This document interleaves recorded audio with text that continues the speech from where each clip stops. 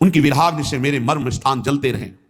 परंतु यथा तथा वा विदधातु लंपटो मत प्राणनाथस्तु सयरेव ना परा। पर मेरे प्राणनाथ आप ही रहोगे, दूसरा नहीं। चाहे मुझे लात मार के टुकरा दो या अपना जानकर गले लगा लो या कभी दर्शन न दो, मेरे मर्म स्थानों को विराग्नि जलाती रहे, पर मैं आपको ही अपना प्राणनाथ मानूंगा। माना है, मानते रहेंगे। आप जैसा चाहो वैसा व्यवहार करो। ऐसी निष्ठा आ जाती है उपासक के हृदय में। आपको यदि कभी भी ऐसा स्वाद मिला है तो आपका हृदय बहुत पवित्र हो रहा है। क्या स्वाद? एकांत में बैठकर प्रभु की याद में रोना आया है। एकांत में। सभा में तो कभी कभी सात्विक भाव सभा में प्रकट होते हैं तो दो चार बूंद अश्रु निकल जाते हैं, लेकिन इनका कोई खास महत्व नहीं। महत्व है एकांत में, आपको कोई देख नहीं रहा और फिर आप अपने प्रभु की याद में रो रहे हैं, वास्तविक हृदय से रो रहे हैं, कोई देख नहीं रहा, पर्दा लगा हुआ, शांत, आप एकांत में। वो बहुत महिमाशाली बात है। रोने में प्रभु की प्राप्ति का एक ही उपाय है, सच्ची मानिएगा। सब साधनों का फल है एकांत में बैठकर रोना आ जाना। ऐसे कोई उपाय नहीं दिखाई दे रहा। कैसे आपसे मिल पाऊं और आपके मिले बिना आप चैन नहीं है। दर्श बिन दुख न लागे नहीं। अब वो जो रोने में आनंद है वो आनंद और किसी स्थिति में नहीं। प्रभु के लिए रोना, रोते रहिए, प्रेम आंसुओं से सींच सींच कर नाम पुकारते रहिए। राधा, हा किशोरी जू, हा लाडले प्राण वल्लभ लाल जू, हा प्रिया प्रीतम, ऐसे पुकारते रहिए। देखिएगा ये विरह बेल सारे तन में फैल जाएगी और इसकी जड़ इतनी मजबूत होती है कि कोई उखाड़ नहीं सकता। काम, क्रोध, लोभ, मोह, मद, मत्सर, ये प्रेम की बेल को उखाड़ नहीं सकते। इसकी जड़ बड़ी मजबूत होती है। मेरे नैना बिरह की बेली बई, सींचत नीर नैन को सजनी, ये मूल पाताल गई। मेरे नैना बिरह की बेली बई, ये इतनी जड़ पाताल में चढ़ी गई कि कोई उखाड़ नहीं सकता इस प्रेम बेली को। और ये बेली बहुत जला रही है। प्रीतम के मिलन के लिए बहुत ही विरह बढ़ रहा है। ये बिगसत लता सुभाए आपने, छाया सघन भई, अब कैसे निर्वारों सजनी, ये सब तन पसरी गई। मेरे नैना बिरह की बेली बई। ऐसी विरहाग्नि कि नेत्र रूप देखते हैं तो तन में विरहाग्नि, और तन तन से लगा है तो नेत्रों में विरहाग्नि। कभी चैन ही नहीं। प्रेमी को कभी पूर्णता ही नहीं अनुभव होती। यह सच है कि ऐसा विरह सच्चे उपासकों में जागृत होता है, जो रात दिन ईमानदारी से, सच्चाई से भजन। ये व्यवहार, ये प्रपंच, एक दूसरे का तर्क, ये सब बहुत कूड़ा करकट है। प्रेमी को कब फुर्सत है दूसरे की देखने की, दूसरे की बात करने की, दूसरे विषय की? उसकी गुंजाइश ही नहीं है। वो नित्य मिलन में नित्य विरह देखता है और नित्य विरह में नित्य मिलन देखता है। विरही बात करके बात कर, कब मिलोगे, और सामने उसको दिखाई दे रहे। ये बड़ा प्रेम का विलक्षण स्वरूप है। ये अनुभव में ही आता है। अनिर्वचनीयम प्रेम स्वरूपम, ये वर्णन करने में नहीं आता कि सूक्ष्म तरम, बड़ा सूक्ष्म है। मिलन में अमिलन और अमिलन में मिलन, ये स्थिति प्रेमी की रहती है। सर्वत्र अंदर बाहर प्रीतम ही प्रीतम है। अति सुख कर मिलन मधुर, जिसमें होता प्रिय का संयोग। मृदुल मधुर मुस्कान मनोहर, अनुपम दिव्य सुधा रस भोग। देखता है मेरा प्रीतम मंद मंद मुस्कुरा रहा है और उन्हीं की तरफ देख कर कहता है कब मिलोगे, कब हृदय से लगोगे। मिलन में विरह और विरह में मिलन, बड़ी अटपटी प्रेम की बात है। अंतरदृष्टि न रहती होती वृत्ति सर्वथा वाह्यकार, किंतु परम उत्कृष्ट नित्य सुख देता प्रिय का विषम वियोग। दिग दिगांत मिलता उनका निस्दिन मद दर्शन संयोग। प्रतिपल हर दिशा में संयोग दिखाई दे, जिधर देखता है अपना प्रीतम दिखाई देता है, पर वो मिलन की चाह से तड़प रहा है। अद्भुत पहेली, जैसे भगवत रसिक जी कहते हैं, अरबरात मिलवे को निस्दिन, रात दिन मिलने के लिए चटपटा रहा है, लेकिन मिले ही रहते, रात दिन मिले रहते हैं। फिर कह रहे हैं मानो कब मिले ना। तब कहा भगवत रसिक रसिक की बातें, रसिक बिना को समुझ सके ना। तो ये प्रेम, ये विरह तल्लीनता से प्रकट होता है। रात दिन जब हम उनका चिंतन करते हैं, भजन करते हैं, तब हुक पैदा हो जाती, कब मिलेंगे, कब मिलेंगे। जो आधे पल के लिए भी किसी भी प्रलोभन में प्रभु का सुमिरन नहीं छोड़ता, किसी भी संकट में, किसी भी परिस्थिति में, किसी भी सुख संयोग में आधे पल के लिए प्रभु का सुमिरन नहीं छोड़ता, उसे तल्लीनता कहते हैं। तल्लीन, प्रभु में लीन। बहुत सूक्ष्म विषय है, इसलिए समझकर। भारी से भारी सुख संयोग के समय में भी आधे पल के लिए प्रभु को नहीं भूला, भारी से भारी दुख विपत्ति में भी आधे पल के लिए प्रभु को नहीं भूला, भारी से भारी प्रलोभन में प्रभु को नहीं भूला, भारी से भारी भय की स्थिति में भी प्रभु को नहीं भूला आधे पल के लिए, उसे कहते हैं तल्लीन। ये प्रेम विरह तल्लीन हृदय में प्रकट होता है, हर समय जो चिंतन में डूबा हुआ है। जैसे गोपीजन कह रहे हैं उद्धव जी से, क्या समझाओगे मुझे? उनको समझाओ जिनकी समझ रह गई हो। हमारी समझ ही नहीं रहेगी तो हमको क्या समझाओगे। उधो मन न भये 10-20, एक हु तो सो गयो श्याम संग, को अवराधे ईस। उधो मन न भये 10-20, समझने वाला मन तो श्याम सुंदर के समीप है। अब क्या समझाओगे, समझ ही नहीं रह गई, कौन समझे उधो। ये तल्लीनता। अपने पास जब मन रहा नहीं तो हम क्या समझें, हम क्या सुख भोगें, हम क्या दुख अनुभव करें, क्योंकि सुख दुख का अनुभव करने वाला मन, और वो मन हमने दिया नहीं, चुरा लिया। मधुकर श्याम हमारे चोर, मन हर लियो माधुरी मूरति, निरखी नयन की कोर। मधुकर श्याम हमारे चोर। उधो मन हमने दिया नहीं, उन्होंने चुरा लिया। श्याम सुंदर ने हमारे मन को हर लिया। ऐसे उपासक के मन का हरण कर लेते हैं ये जुगलजोरी सरकार। मन हरणी चंचल चित्त आकर्षणी, चित्त का अपहरण कर लिया। अब ऐसे भक्त के चित्त का अपहरण कर लिया, और बड़ी चतुराई से वो जान भी नहीं पाया कि उसका मन और चित्त प्रिया प्रीतम ने चुरा लिया।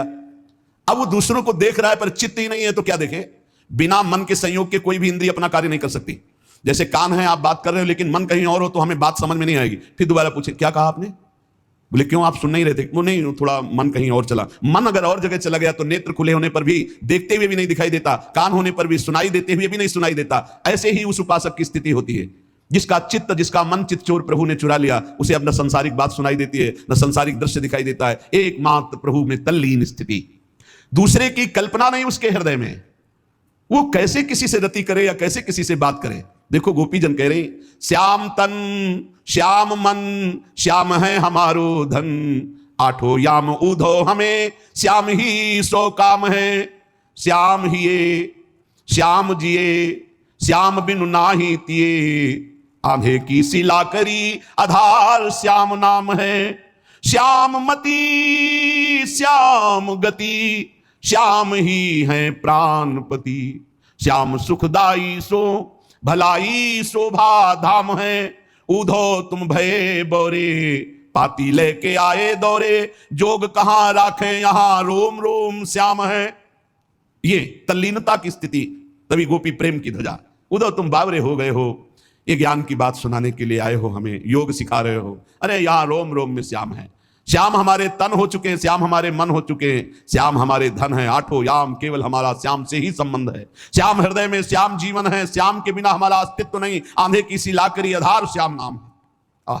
हमारी श्याम गति है, श्याम मति है, श्याम प्राणपति, श्याम ही सुखदाई, श्याम ही शोभा धाम। अरे उधो तुम बोरे, अभी खुद नहीं समझे कि योग क्या चीज। यार रोम रोम में श्याम रमा हुआ है।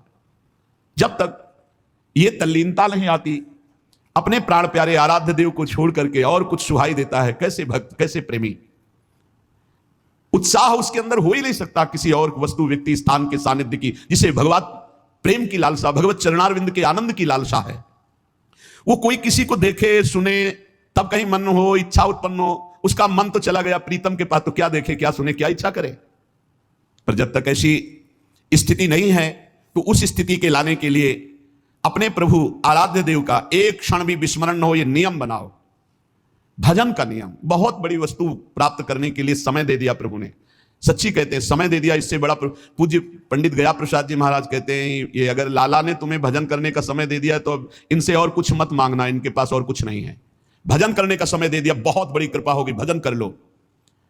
एक क्षण भी ऐसा न जाए जिसमें आपने उनका स्मरण न किया हो।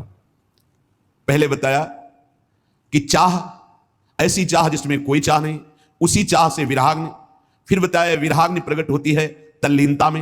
अब तल्लीनता कैसे आती है, तो बोले प्रीतम का एक पल के लिए भी विस्मरण हो, ये नियम बना लो।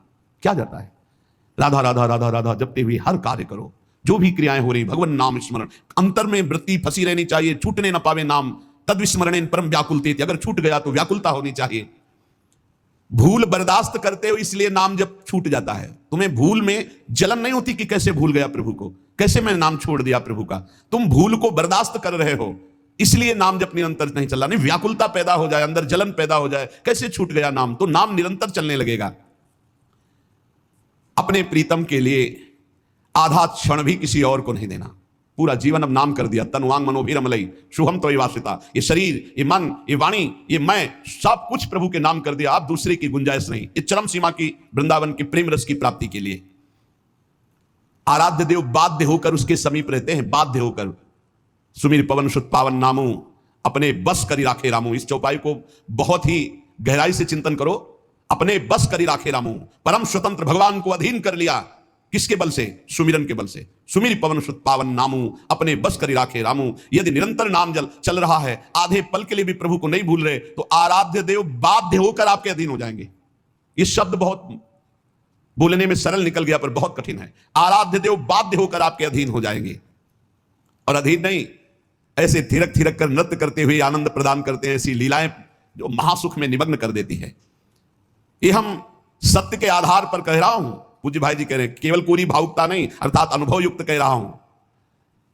जैसे लिखा है, वृंदावनम परित्यज्य पादमेकम न गच्छति। एक कदम भी वृंदावन से बाहर नहीं जाते, ऐसे एक कदम उससे दूर नहीं रह सकते जो हर पल प्रभु का सुमिरन करता है। प्रभु नित्य हैं, प्रभु सत्य हैं, प्रभु सर्वत्र हैं। तो तुम जहां सुमिरन कर रहे हो, नित्य सत्य सर्वत्र विराजमान परमात्मा वही है। ये बहुत आनंद का विषय। 24 घंटे तुम्हारे साथ प्रभु हैं, सहचर हैं तुम्हारे, सहचर साथ जहां जाओगे वहीं वो विराजमान है। इसका कारण निरंतर सुमिरन। जिसका निरंतर सुमिरन होता है वो प्यारा लगने लगता है। सुमिरन का प्रभाव ऐसा है, जो प्यारा लगने लगता है उसका अखंड स्मरण अपने आप चलने लगता है।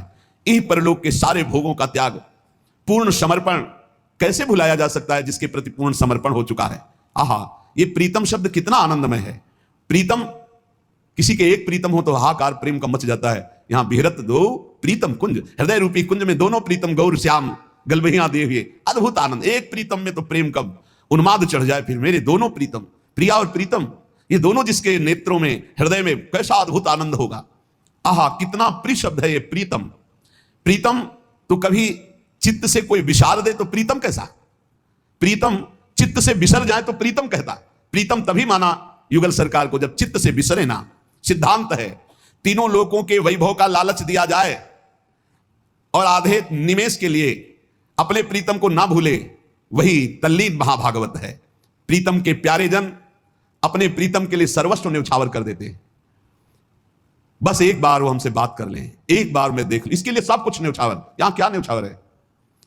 सही पूछो तो हम उनके नाम पर खुद अपनी वासनाओं की पूर्ति कर रहे हैं। हम उनके लिए न्यौछावर क्या हुए हैं? वो हमारे लिए न्यौछावर है। वो केवल शरणागति की लाज रख रहे हैं। प्रभु को प्रीतम बनाने की देर है, फिर तो तुम देख लेना तुम्हारे अंदर कैसा आनंद। पर प्रीतम तभी माना जाएगा जब आधे पल के लिए भी उनका विस्मरण न हो। प्रीतम के प्रेम प्रवाह का जो ही प्रादुर्भाव होगा, ध्यान दीजिए, राजपाट, धन दौलत, स्त्री पति पुत्र मान इज्जत, जीवन मरण, लोक परलोक, स्वर्ग मोक्ष सब बह जाएगा कूड़ा करकट की तरह। कहीं राग नहीं रह जाएगा जब प्रेम का प्रवाह प्रकट होगा। फिर तो हृदय में एक अद्भुत चाह, एक अद्भुत सद्गुण, एकमात्र प्रीतम। ब्रह्म नहीं, माया नहीं, नहीं जीव नहीं काल, अपनी उस सुधि ना रही, एक रहे नंदलाल। भगवत स्मरण का तार इतना कि मैं स्मरण कर रहा हूं, यह भी चिंतन छूट गया। जब तक जगत की कोई भी वस्तु, व्यक्ति, स्थान प्यारा लग रहा है तो वाणी से कहो प्रीतम, अभी हृदय से प्रीतम नहीं माना। भगवान हमारे प्रीतम नहीं हुए अगर जगत की कोई भी वस्तु, व्यक्ति, परिस्थिति अच्छी लगती है। अपने प्रभु के प्रभाव को सुनकर, उनकी लीलाओं को सुनकर, उनका गान करके अभी दूसरी बात करने की इच्छा होती है, अभी दूसरे को देखने की इच्छा होती है, अभी दूसरा कुछ भोगने की इच्छा होती है। अरे दिव्य स्वरूप, गुण धाम, ऐश्वर्य, माधुर्य, सौंदर्य, कारुण्य, सख्य, वात्सल्य, स्वामित्व, प्रेम, ये सब के समुद्र है हमारे प्रभु। अब हम किसकी तरफ देखें? अटल विश्वास करो। भगवान के प्रेम को कोई दूसरा आपको दे दे